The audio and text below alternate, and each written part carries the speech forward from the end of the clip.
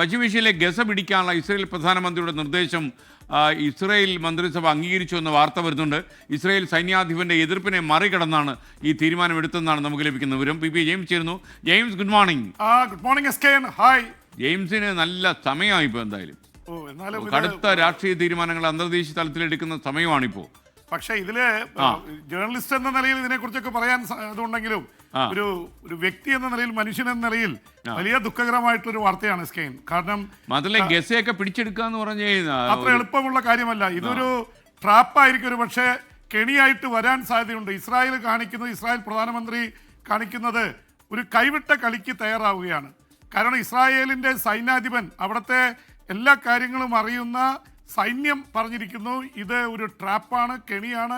ഹമാസും മറ്റുള്ളവരും ഒരുക്കുന്ന കെണിയിൽ ഒരുപാട് സൈനികർക്ക് ജീവൻ നൽകേണ്ടി വരും എന്നുള്ള തരത്തിൽ പറഞ്ഞിട്ടും അതിനെയൊക്കെ മറികടന്നുകൊണ്ട് ഇസ്രായേൽ പ്രധാനമന്ത്രി അവതരിപ്പിച്ച ഗസ പിടിച്ചെടുക്കുക എന്നുള്ള പദ്ധതി ഇസ്രായേലിൻ്റെ സുരക്ഷാ മന്ത്രിസഭ, സെക്യൂരിറ്റി ക്യാബിനറ്റ് അംഗീകരിച്ചിരിക്കുന്നു.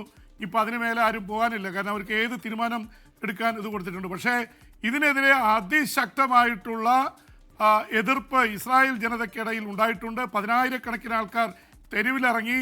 അവർ പറഞ്ഞത്, പ്രത്യേകിച്ച് ഇസ്രായേലി ബന്ദികൾ 50 പേർ ഇപ്പോഴും ഇവരുടെ ഹമാസിൻ്റെ കയ്യിലുണ്ട്. അതിൽ 20-25 പേർ മരണമടഞ്ഞിട്ടുണ്ട്. ഇത് ഡെത്ത് സെൻറ്റൻസ് ആണ്, മരണ വാറൻ്റാണ്. ഇസ്രായേലി ബന്ദികൾ സ്വാഭാവികമായിട്ടും കൊല്ലപ്പെടും. അപ്പോൾ അതിനുള്ള വഴിയൊരുക്കിയിരിക്കുകയാണ് ഇസ്രായേൽ മന്ത്രിസഭ. ആ തരത്തിൽ അവർക്കെതിരെ വലിയ എതിർപ്പാണ് ഉണ്ടായിട്ടുള്ളത്. അപ്പോൾ ആ തരത്തിൽ ഇസ്രായേൽ കയറി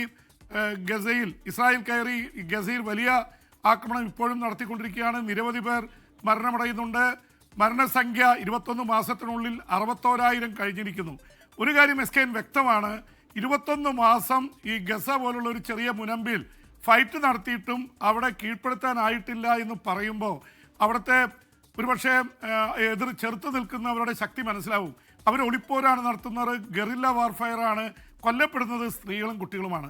അവിടെ ഒരുപാട് തുരങ്കങ്ങൾ ഇപ്പോഴും ഉണ്ട്. തുരങ്കങ്ങളിൽ നിന്നും പല മരമടക്കുകളിലൊക്കെ നിന്നുകൊണ്ടുള്ള ഒരു ഫൈറ്റാണ് നടന്നുകൊണ്ടിരിക്കുന്നത്. അപ്പോൾ അതുകൊണ്ട് അത്ര എളുപ്പത്തിൽ പിടിച്ചടക്കുക എളുപ്പമല്ല.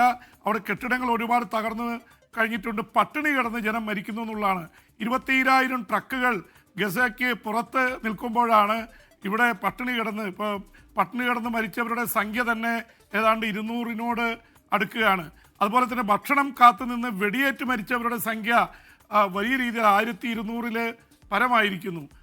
ഇതുകൂടാതെയാണ് 61,000 പേര് ഇസ്രായേലി ആക്രമണത്തിൽ, അത് വ്യോമാക്രമണത്തിലും ടാങ്കുകൾ വഴി വെടിവെച്ചും ചെയ്യപ്പെട്ടവരുടെ സംഖ്യയാണ് 61,000. ഇനി കെട്ടിടങ്ങളുടെ അവശിഷ്ടങ്ങൾക്കിടയിൽപ്പെട്ട് കാണാതായവർ 11,000-ൽ കൂടുതലാണ്. ഇതെല്ലാം കൂടി സംഖ്യ എടുത്തു കഴിഞ്ഞാൽ ഒരു 10,000-75,000 പേര് ഇതിനകം മരണമടഞ്ഞു അല്ലെങ്കിൽ കൊല്ലപ്പെട്ടു, പലസ്തീനികൾ. അപ്പുറത്ത് നമുക്കറിയുന്ന പോലെ 2023 ഒക്ടോബർ 7-ന് ഇസ്രായേലിൽ ഹമാസ് കയറി കൊല്ലപ്പെട്ടവരുടെ സംഖ്യ 1,200 251 പേർ ബന്ദികളായി കൊണ്ടുപോയതിൽ 50 ബന്ദികൾ ഇപ്പോഴും ഹമാസിൻ്റെ കൈവശമുണ്ട്.